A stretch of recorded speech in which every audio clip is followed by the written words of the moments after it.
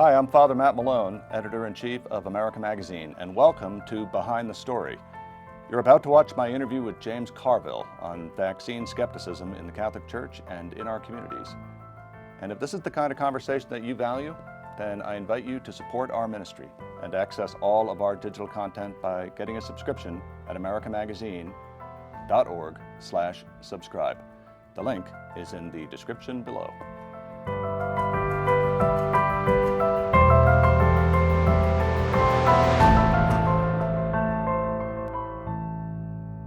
Today, we are talking about vaccine hesitancy, vaccine skepticism, both in the church and throughout our communities. And joining us to talk about that is James Carville, who is the co-host of The Politics War Room and a political consultant and commentator here in the United States, joining us from New Orleans. First of all, I should say, James, that I know, New Orleans, the whole Gulf Coast, you're battling an epidemic in the middle of hurricane season, and we have been praying for you all here in New York. Well, thank you, Father Malone, and we need prayers, but just for sake of Jesuit exactitude here, I'm actually in Old Town Alexandria for right now. Okay. But thank you for your prayers, and we need them, and it is so often the case. It's not so much people like me that need these prayers. It's people in poverty and marginalized people that this has been without electricity, And you can say some prayers of thanks. I mean, a levee system did work. We didn't have the horror of people, standing on rooftops or something like that. So there is some thanks in there, but it's challenging time, and the COVID just literally compounds it. Yeah. And we have Our Lady of the Lake, which is a great Catholic, largest hospital in the state, Catholic hospital in Baton Rouge. This marvelous Dr. O'Neill, and it's just pointing out that the quality of care is really diminished for everything because this COVID is wreaking havoc on us, and it's terrible. So we need prayers. They're accepted gleefully. You can count on them from here, and yet, one of the reasons that we're talking is because that area of the country is having trouble getting folks vaccinated, and there's lots of reasons for that. Your cousin, Father John Carville of the Diocese of Baton Rouge, wrote a piece recently talking about, I think addressing some of the issues, some of the arguments that people are making about why they're not getting vaccinated, why they shouldn't. What's going on from your perspective? Well, I'll be honest with you, Father Malone. Father John is a little bit older than me. I just love him to death. I mean, he still is 79, and he goes to, I don't know, Honduras and builds houses and, and that kind of stuff. I mean, he's a committed church person in every sense. And his piece, which is in the Baton Rouge Diocesan newspaper, was in response to, in my opinion, a particularly odious, who happens to be Catholic Attorney General, telling people how to how to get around vaccine requirements or whatever. And I have a little bit of a problem with the church's response, and this is my problem. They say it's permissible, right? It's like, okay, it's permissible to eat a hamburger on Friday. I wonder from a theology, if you gave me a big pen and a blue book and you said, give me 750 words of why it's a sin not to be vaccinated, I could give a pretty good crack at it. I could give you a pretty good crack. I might get a B plus and A minus, but I could go off of my head from teachings, church tradition, people's responsibility to one another. Of course, I applaud the Pope for being kind of out front, but I wonder if there's a lot of unvaccinated Catholics. Yeah. There's a lot of unvaccinated devout Catholics.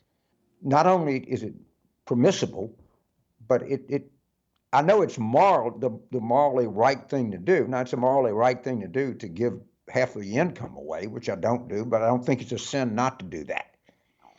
But I wish we would explore the morality of not being vaccinated. I really do, and I think I think that the church's response has been somewhat timid on this. Yeah, I would agree. I mean, it's certainly been uneven. I mean, there are people in the country, the Bishop of San Diego, our own Cardinal Dolan here in New York, who I think have made the right choices, and then others who haven't. And and you're pointing to some of them, as did your cousin. How much of it do you think is a communication issue? Like, it always seems to me like that we have the wrong priority here. They think the question is some kind of deep theological thing, or that it's a ethical quandary, when really what Catholics need to know is, should you get vaccinated? And the answer is yes. It's not just, this is just my view, okay? It's not just you should get vaccinated. It's the jeopardy that you place it in when you're not vaccinated. And I would love to see the bishops, have a pastoral letter that's read from every pulpit, that's put in every diocesan newspaper, that this is not only it's moral to do this, it's morally imperative that you do this. And I mean, we could go back to everything in the tradition and everything in the teachings, and when and the one thing about Catholic teaching, I'm older, grew up in Catholic schools, in the tradition is you were always taught that you were subservient to something larger than yourself. All right. I mean, you certainly, you're an individual, and no one denied that, but you had an allegiance and a fidelity to the church. You had something to the country, and I just find that we're losing that. And when I hear people like the Attorney General of Louisiana talk about individual rights and my right to be vaccinated, well, it's your right to drink yourself to death, I guess. It's not, but at least you're doing that to yourself. You're not putting your grandmother or your great aunt or people that you run into or your children in jeopardy. I mean, I think that there's a almost airtight case to make in the tradition that you have an obligation to other people, that you're not the center of all of this. Right. It's a little like, I think, and I'd be interested in what you think about this. It's a little like when people say to me, well, I didn't vote, I don't have to vote, right? I have a right not to vote. And of course, you do have a right not to vote. But the point is, you should, because it's not just about you, right? And that is also baked into Catholic social teaching, right? As well. I mean, the Constitution starts with we and not I, and the Catholic social teaching also begins with we and not I, right? It begins with the common good. Yeah, but if you don't vote, no one would. People would say that that's not good citizenship. All right, but no one would say if you don't vote, that's a sin. Right. All right. I think being vaccinated is not voting on I don't know, steroids or afterburners or something like that, because if you don't vote, you're not discharging a certain obligation that you have. Right. And remember that I like the word obligation. I really do. And in Louisiana law, we're a little bit different, and we don't call them contracts, we call them obligations. Right. Right. And even Governor Casey, who was a dear friend of mine, was a very devout governor of Pennsylvania. And I said, Governor, did your dad go to mass every week? And he said, my father was faithful to all of his obligations.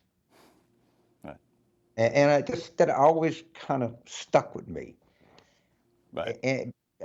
But obligations are like anything else. There are some that are exalted, and there are some that are more expected of people than others. And I think vaccines fall into wearing a mask, actually fall into that high tier of obligations. Yeah. And if you're not getting vaccinated, it seems to me, and you're also not, quarantined, in a basement someplace, but you're going out and having contact with people, then it is like running a red light, right? I mean, you're responsible in a moral sense, if it is an obligation the way you talk about it, you're responsible in a moral sense for the consequences of that. I do. I think that, and I think that the church should be more definitive on that point. All right, and that's again, because I'm like every Catholic is complaining about the church. I mean, and Right. that's fine. That's happened, and by the way, in many instances, justifiably. Sure. All right, it is like in the military. If the troops are not complaining, it's the worst sign in the world. If you walk into the barracks and everybody is silent and not complaining about the food or complaining about, the drill sergeant, then the company commander gets worried. So it's a good sign that we're a complaining tribe or whatever we are, and that's okay. Yeah. More But often than not, it comes from a deep place of love and affection. That criticism, doesn't it? well, yeah, because if you didn't care, you Right. wouldn't complain. Yeah. You know, the heck with it. Let those guys go and do what they want to do. And then when you get anger in its own way a manifestation of faith. Yeah. Yeah. So the church's leadership, its spokespeople, or maybe prominent lay Catholics, we're not rising to the occasion in the way that you would like. But why do you think that is? Where does it come from? Is it politics coming into the church? Is it the way we're training people? The way that are we as polarized as the rest of the country? What do you see? Well, this is I'm speaking for myself and not America Magazine. Everybody else, I think I've like talked to any number of people that are involved, and a lot of it is these right-wing Catholics fund a lot, and a lot of these guys are scared to speak out. I'm just being frankly blunt, and somebody could do a look and see how much of this is disclosed. And this the vaccine and mask wearing is fell along a political line. And a lot of people are calling the bishop and said, I don't want to talk about vaccines. I want to talk about the Latin mass.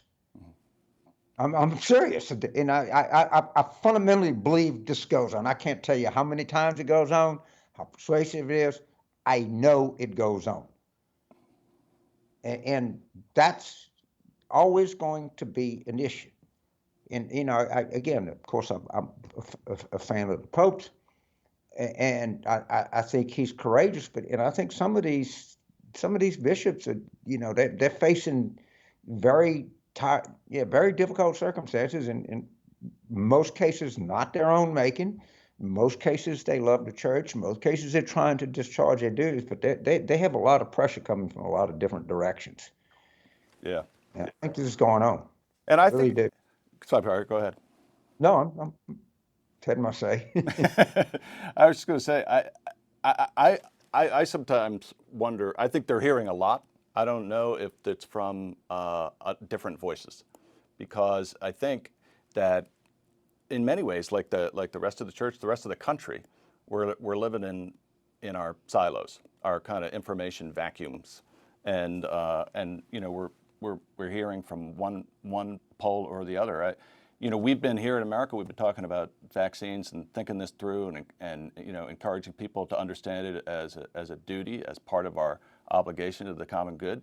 But I often suspect we're preaching to the choir, right? Because if you're reading America, you probably already agree with us, right? Or Bishop McElroy in San Diego has been saying the same thing. He's got a pretty high vaccination rate there, right? So, Yeah. yeah, how do you Yeah, break through that? so you make exactly the point. How many people? 92% of the people that read America or have a college degree. Okay, I don't know that, but I know it. All right, it's just You're not actually something right. Yeah, I didn't know. you're actually right. Yeah, Giddy bopping around. So, well, I think I'll read American Magazine, and of course, you, you're you're preaching to the choir. All right, it's the choir that reads it. And so, what I would do is say, how can you? And most of the people that read American Magazine are, in some sense, community leaders. They're clerics. They're devout people. They follow a certain tradition.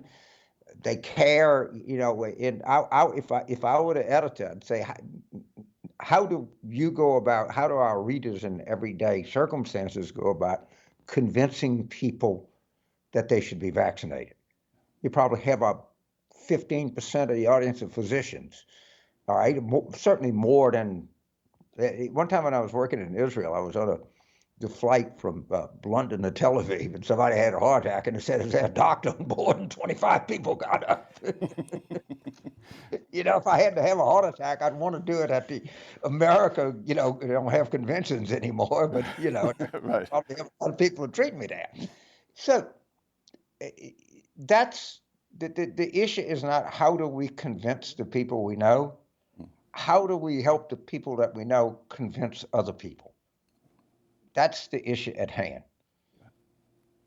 And I tried to get foundation money for this when it started, and it's like if you're a good missionary. Well, there's a reason that they go forth and and teach the gospel, and they don't teach it. They don't go to the seminary and teach it. They don't go to the convent and teach it. They go, they teach it to the heathens, and it just becomes so comfortable talking to your own kind Right.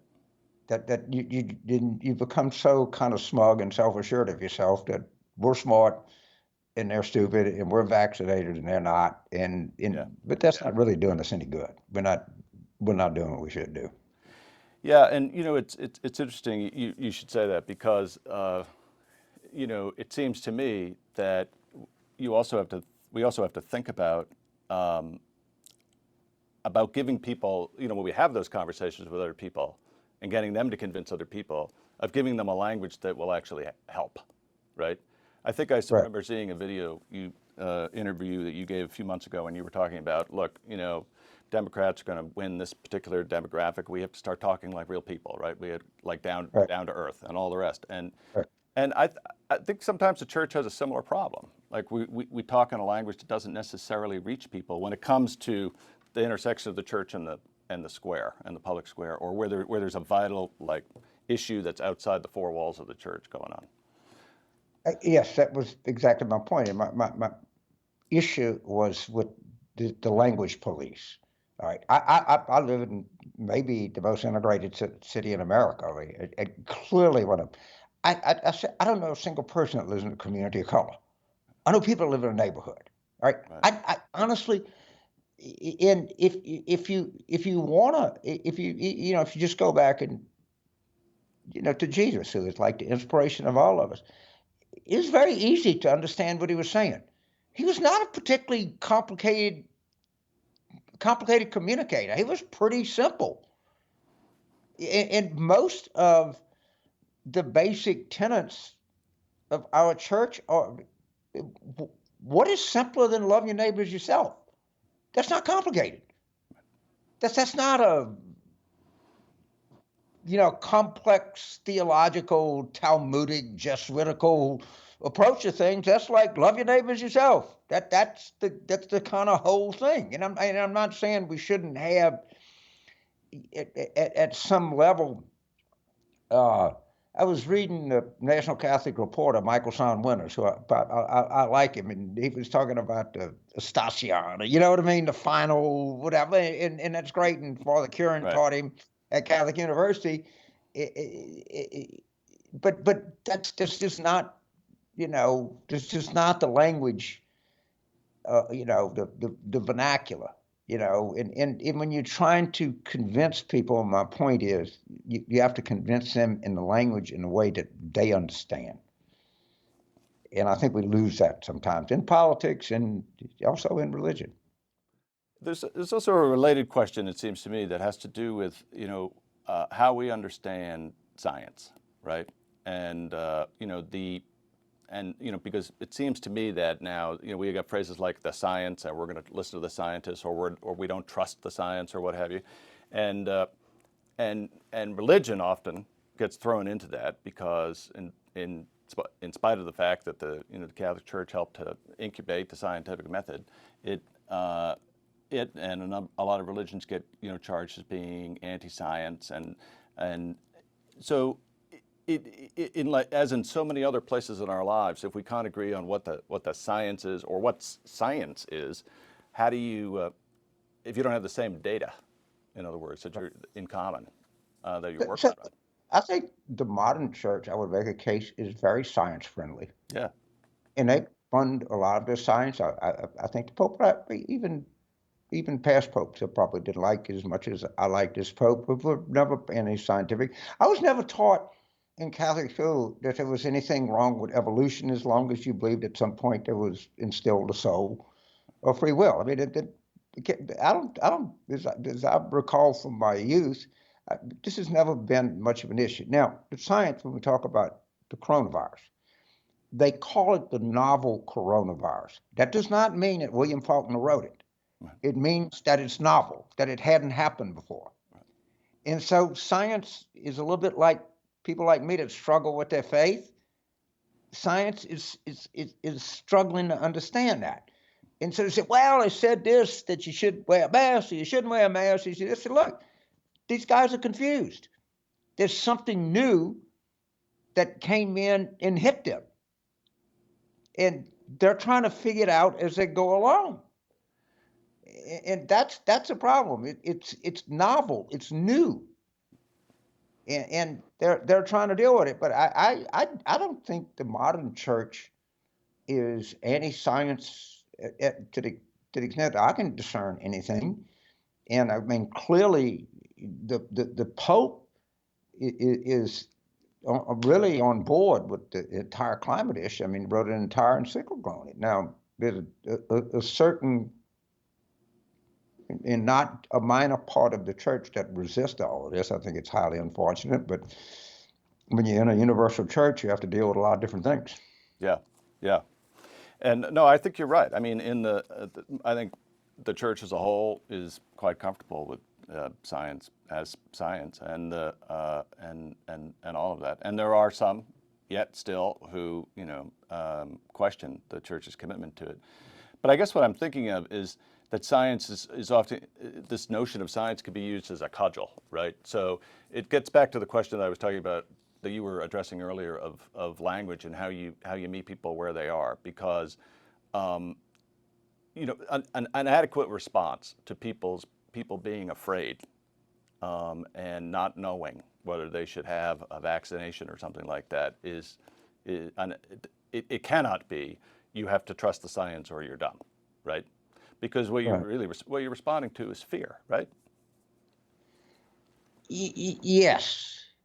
But I mean, really at the ground level, like, if you're talking to Aunt so-and-so and Uncle so-and-so about they're not wanting to do it, they're afraid to do it. It's really fundamentally about fear, isn't it? It is, but when there are people that, if you're at the point, I've gotten to the point where I try to respect people. And I have, everybody has an instance in their family. I have an instance in my family where one person won't get vaccinated. I'll be honest with you, I have very un-Catholic thoughts toward him. Yeah. I just like to haul off and punch him right in his stupid face. I mean, he's got, beautiful children, beautiful wife, and there's just but of course, I don't do that, because it's ineffective. But and that's why, and I think that a good, strong church teaching could get through to some people. And and I think to these Protestant churches, and I got to confess, I have this not particularly, I'm ashamed of it. When I see some of these preachers that talk about the vaccines being from the devil, and they get sick, I don't want them to die, but I said, now and I had the same feeling about Cardinal Burke.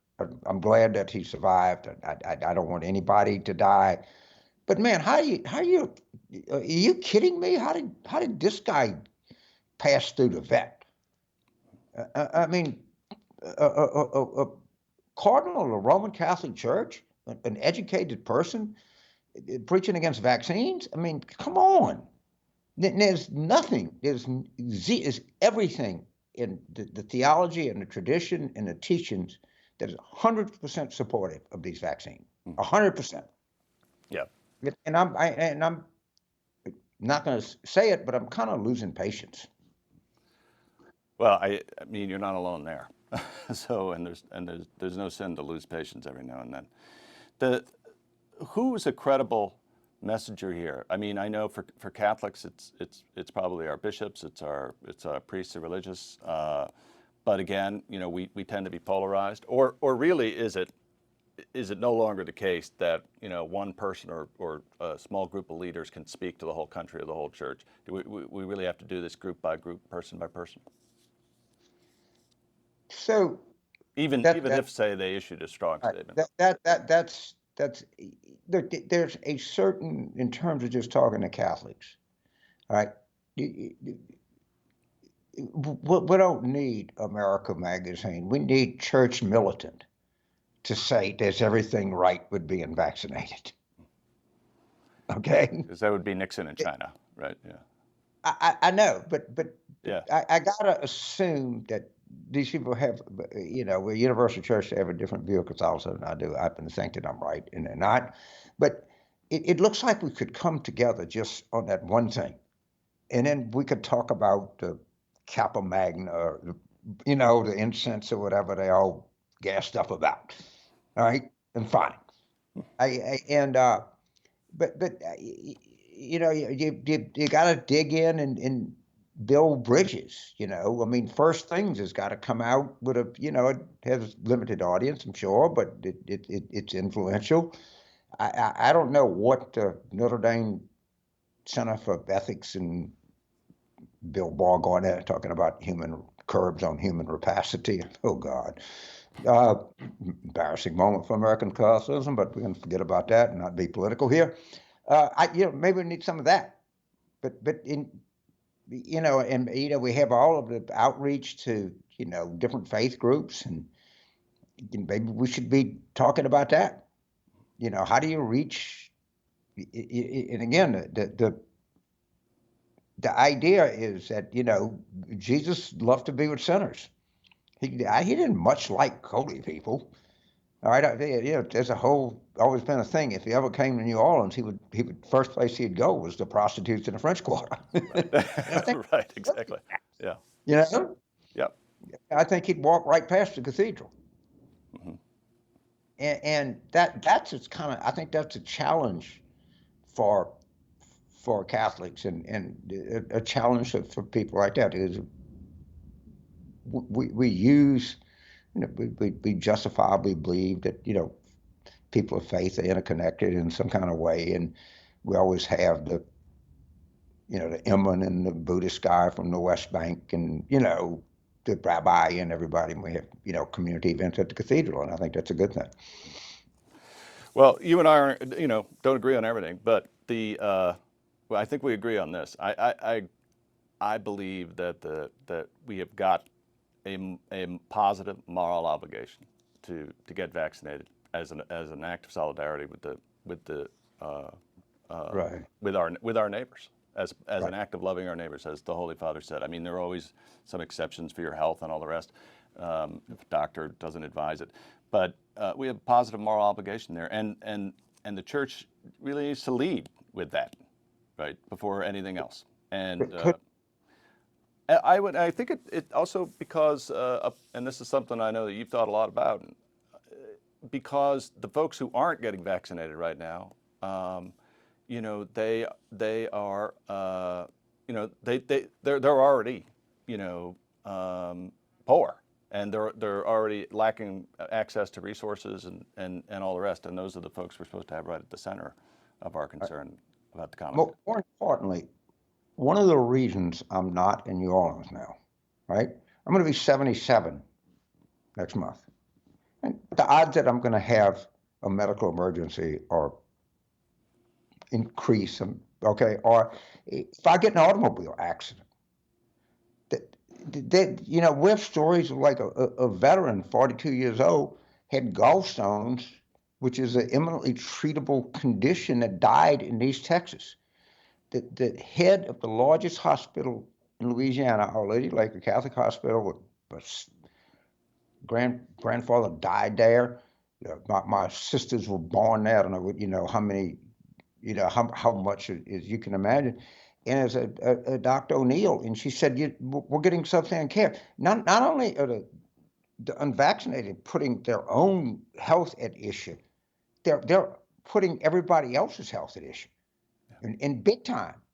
And they're affecting the quality of care that people get, not to mention, the people in nursing homes and just the havoc that on people like that. And if there's one thing that is sort of central to Catholic tradition, is that real respect for the elderly.